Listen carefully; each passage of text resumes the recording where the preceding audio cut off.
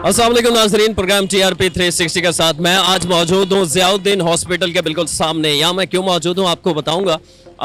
यहाँ पर भी कुछ गैर कानूनी पार्किंग का इशू है।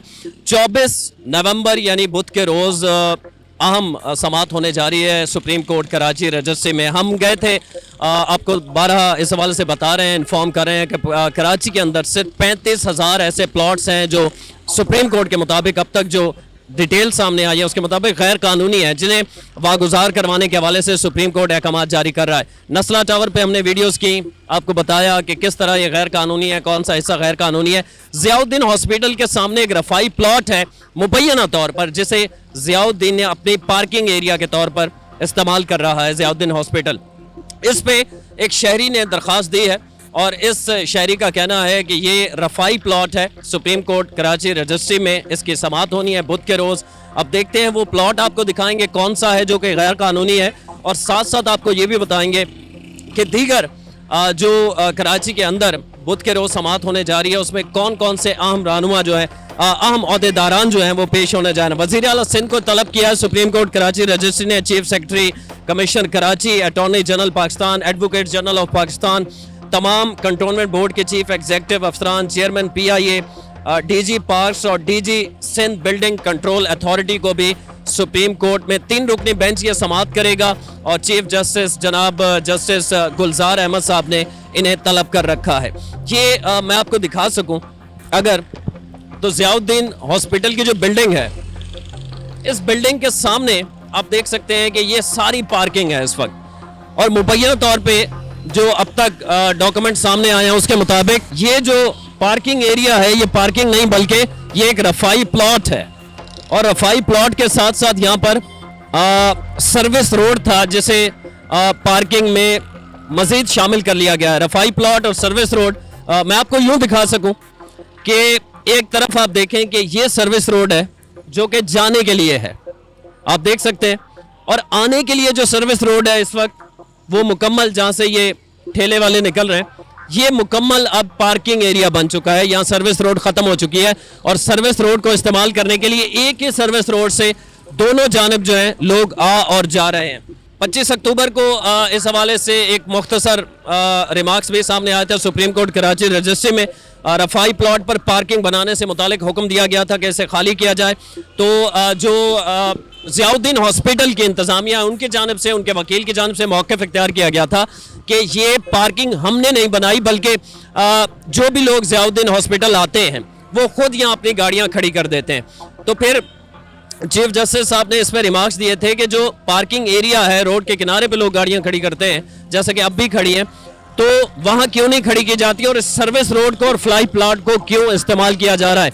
अब देखते हैं कि बुध के रोज़ क्या होगा। बहरहाल ये वो सर्विस प्लॉट है, सर्विस रोड और प्लॉट, रफाई प्लॉट, जो कि इस वक्त ज़ियाउद्दीन हॉस्पिटल की पार्किंग बना हुआ है।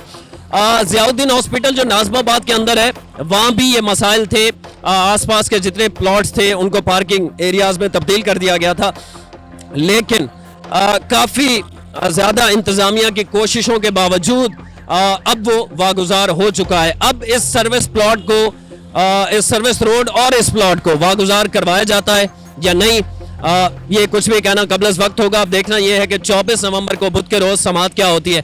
मैं इसकी दूसरी तरफ भी आपको लिए चलूंगा, वहां से भी दिखाऊंगा कि ये किस तरह, मैं कह रहा हूं कि ये सर्विस रोड है और प्लॉट है जिसमें इस वक्त ज़ियाउद्दीन हॉस्पिटल के सारी गाड़ियां, वो आने वाले जो मरीज के साथ लोग हों या उनके अपने स्टाफ की गाड़ियां, वो मुकम्मल पार्किंग एरिया में तब्दील हो चुका है इस वक्त, आप देख सकते हैं। तो इसकी दूसरी जानिब हम चलते हैं और वहां जाके आपको दिखाएंगे कि किस तरह इस प्लॉट पे कब्जा किया गया है।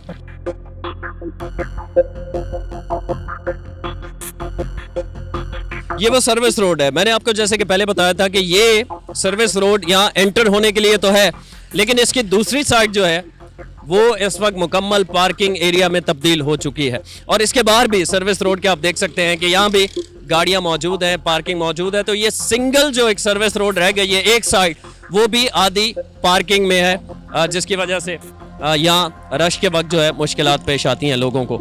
अब इसकी दूसरी तरफ हम चलेंगे और मैं आपको दिखाऊंगा कि जो इसका सर्विस रोड की दूसरी साइड थी वो किस तरह इस वक्त मुकम्मल तौर पे पार्किंग में तब्दील हो चुकी है।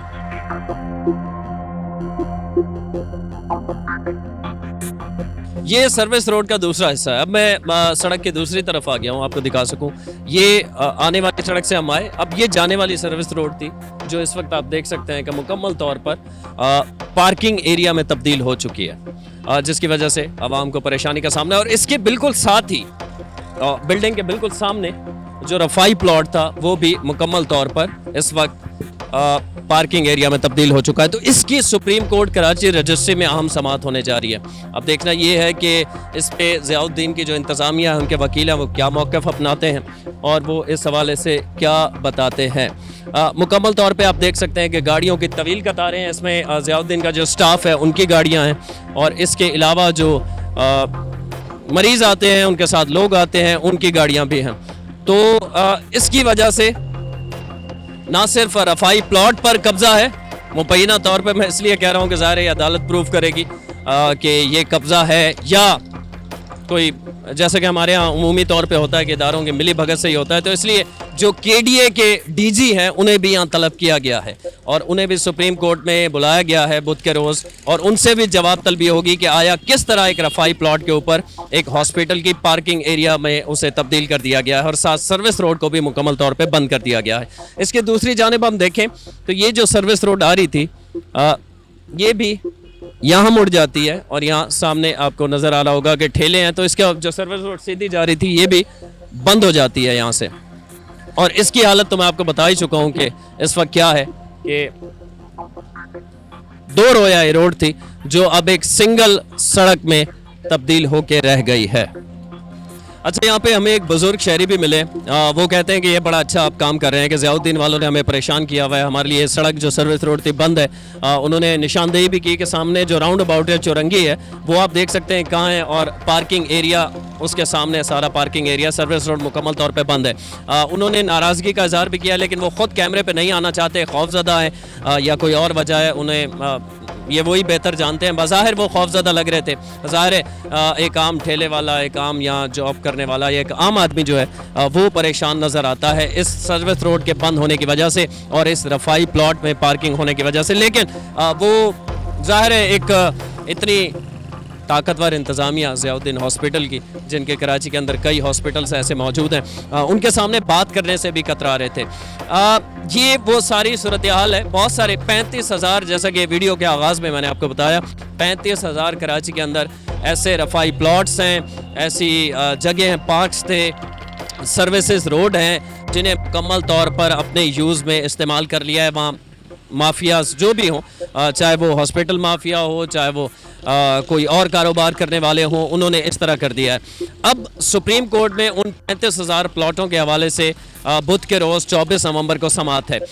नस्ला टावर पे हम गए, तिजोरी टावर पे हम गए, जितनी भी बिल्डिंग्स हैं उनको मिसमार करने के हवाले से अहकाम जारी किए गए। जो दिलचस्प बात यह है वो ये है कि कमिश्नर कराची को, डीजी केडीए को, वज़ीर आला मुराद अली शाह को ये तलब किया गया है 24 नवंबर को सुप्रीम कोर्ट कराची रजिस्ट्री में चीफ जस्टिस गुलजार अहमद साहब की जानिब से। अब देखना ये है कि जैसा कि अमल दरामद अभी तक नहीं हुआ नस्ला टावर पे भी, और अगर अमल दरामद नहीं होता और उस अमल दरामद की सरजनिश के तौर पर या सज़ा के तौर पर, अब देखना ये है कि क्या इन्हें इन अहम शख्सियात को, जिसमें कमिश्नर कराची हैं, जिसमें केडीए डीजी केडीए हैं, जिसमें वज़ीर आला हैं, जिसमें तमाम पार्किंग के डीजीज़ हैं, क्या उन्हें अपने ओहदों से कहीं फारिग तो नहीं होना पड़ता। तो बहुत आम समाअत है कराची के अंदर, कराची रजिस्ट्री सुप्रीम कोर्ट में 24 नवंबर बरोज़ बुध को। तो अब देखना ये होगा कि उस रोज़ चीफ जस्टिस साहब की जानिब से या सुप्रीम कोर्ट की जानिब से